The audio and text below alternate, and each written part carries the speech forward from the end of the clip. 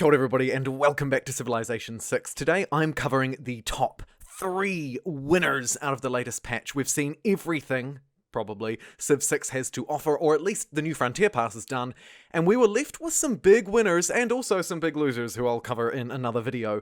But for now, let's cover the top 3 winners. And starting off, here we have it, it's Mapuche. Lautaro. Now, why a winner? It's because mainly of Swift Hawk here. Let me tell you about it. Plus 10 combat strength when fighting free cities or civilizations that are in a golden or heroic age. Defeating an enemy unit within the borders of an enemy city, so it's within the borders, it's not out in the open, causes that city to lose 20 loyalty or 40 if it's in a golden or heroic age. So, what does this mean for you in practice? Well, that 40, the fact that they now lose 40 if the civilization's in a golden age is massive. The strat here hasn't changed a lot, it's just gotten a lot stronger.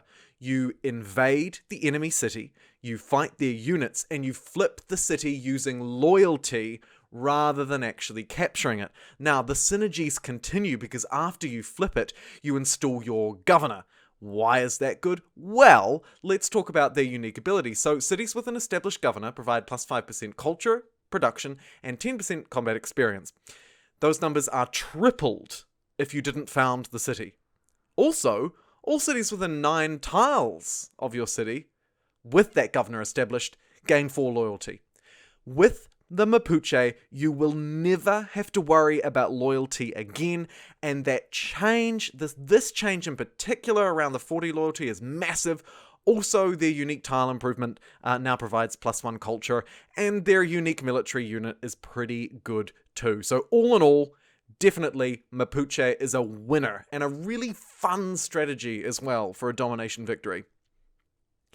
Next up, and one that I'm pretty excited about, to be honest, just across the board. I think this is a real win for a Civ that was already quite strong and is now incredibly strong. I would say actually nearly as good as Russia. It's Canada. Wow. Canada received a lot of bonuses, and Canada is now in love with Tundra in the same way that the Russians are. You can play a very similar game where you head out into the wilderness. No one wants to touch it with a barge pole except you do. Why? Well, for starters here, you can see that the last best west is much, much stronger.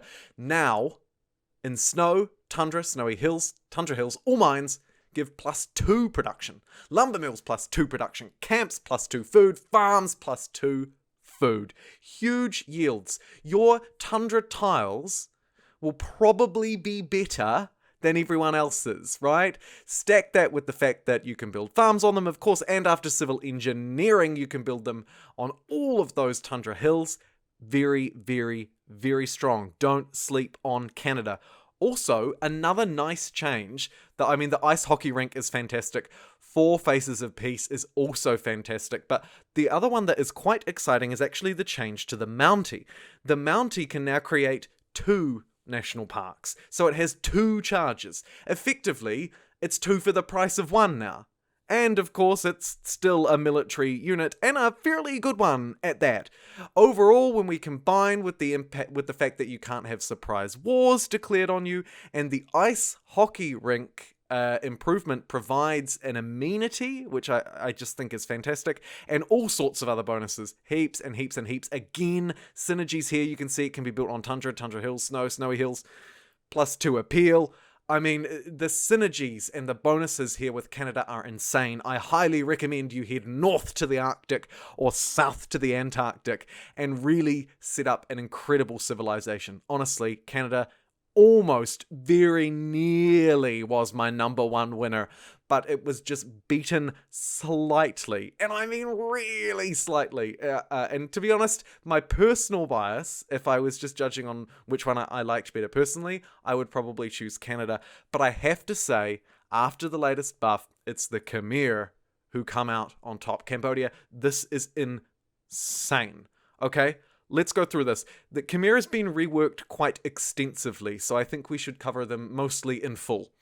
For starters, and this is mad, Monasteries of the King. Holy sites are granted a major adjacency bonus with rivers. a culture bomb, food equal to that major adjacency bonus with rivers, and +2 housing on a river. Your holy sites in combination with rivers are insane for housing and food. And what do we know about housing and food? We know that you need both of them to grow. So Khmer is growing now. This is a civ that you can grow tall. Let's carry on. Cities with an aqueduct receive +1 amenity. There's the third element of growth ticked off. From entertainment and +1 faith for every population. Again, building big civs. Cities. Farms provide +2 food if adjacent to the aqueduct, again lacing through the aqueduct adjacency, and +1 faith if adjacent to a holy site. Now you can see everything coming together nicely, but it gets crazier.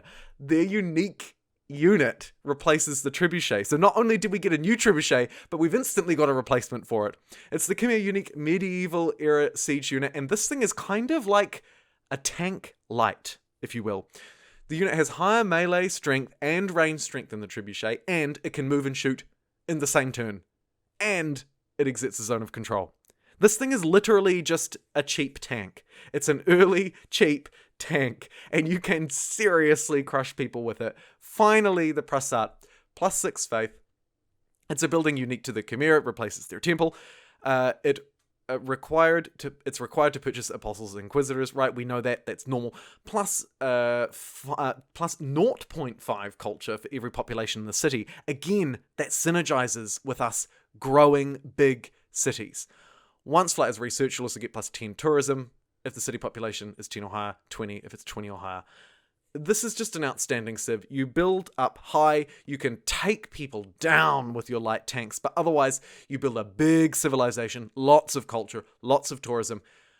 I'm really excited for this buff because I think actually Khmer is now right up there with the likes of the best civs in the game, nearly an S tier. Maybe I'll need to play around with it a bit more, but nearly an S tier is where I'm placing it right now. Other than that, I think that concludes today's video of my top 3 most improved, biggest winners out of the final New Frontier Pass update for Civilization 6. If you enjoyed this video, I'd really appreciate it if you could drop a like, maybe subscribe. We're a little community, but we're growing. We're growing fast, actually. Thanks to everybody for all of your support.